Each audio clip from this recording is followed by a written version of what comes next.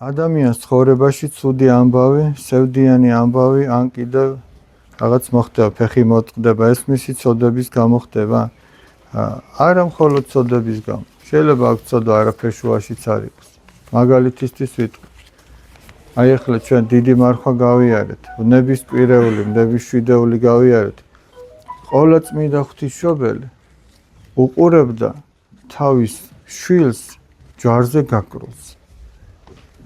და ვინ იტყვის ახლა ეს ყოვლადწმინდა ღვთისმშობლის ცოდების გამო მოხდა, რომელიც იყო ყოვლადწმინდა.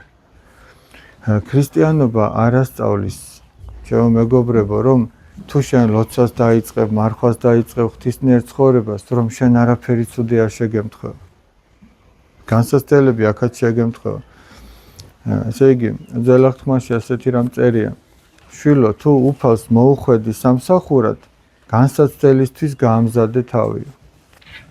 ის კი არა, რომ თუ უფალთან მოხვედი სამსახურად, შენ ახლა იავარდით მოფენილი გზა გექნება და ყველაფერი შენს გემოზე იქნება, არა.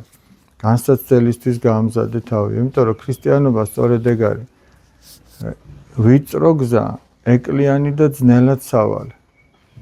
ერთ-ერთ წმინდა მამას შეეკითხნენ, რომელიაო სწორი გზაო, ღვთისკენ მიმავალიო და მან უთხრა, რომ ერთადერთია, რომელიო და აღმართიო.